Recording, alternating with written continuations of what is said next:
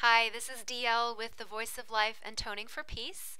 And I want to address another question that I received, which is, can you give some examples of the types of toning you do in groups?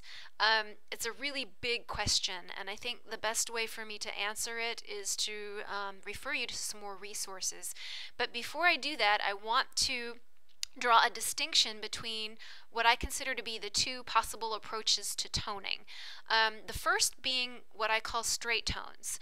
And straight tones tends to be the kind of activities you would do, like sounding the chakras or sounding qigong tones or Tibetan seed syllables. They're very prescribed activities, and you're really focusing in on a particular vowel sound or a very simple syllable. The pitch tends to be sustained throughout the entire exhalation. So for each breath, there's one pitch. And it tends to be more of a meditative, prayerful practice, but it can be very powerful. Now, the what's called free form or freestyle toning is what I tend to be focusing on these days myself. I find it's more purgative and more transcending, transformative for people because it really engages our creativity. There's a lot more available that we can do depending on what the voice is capable of doing, what the body is capable of sounding. It can include things like moaning and groaning, nonsense syllables or noises, animal sounds, and then, of course, straight tones as well. And it can include like snapping and clapping and kind of rhythmic sounds that the body is capable of making. And it really just depends on the energy of the group and what is spontaneously arising in the moment. It's really good for connecting right and left brain and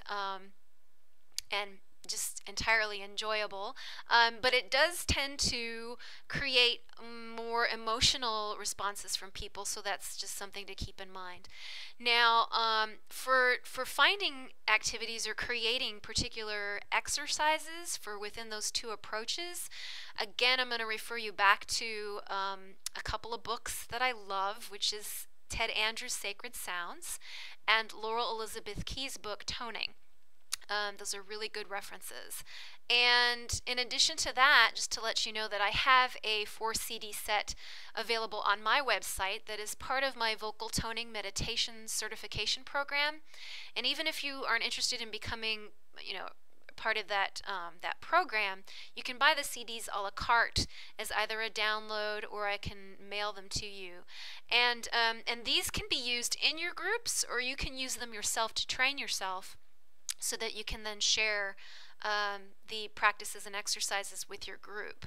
And it includes things like breath work and physical warm-up exercises for the muscles that are associated with sounding. It includes things like moaning and groaning, humming, things that will warm up the voice. And then it also will teach you about different aspects of sound healing and concepts like resonance and entrainment. There's also practices in toning that include sounding the chakras and what are called qigong tones. And there's also some really good tracks that would be helpful within your groups that are practice sessions for straight tones with either a single voice or multiple voices, and then freestyle toning as well. So if you're interested in that, you can purchase that at my website at thevoiceoflife.com. If you follow the certification link, the CDs are available there.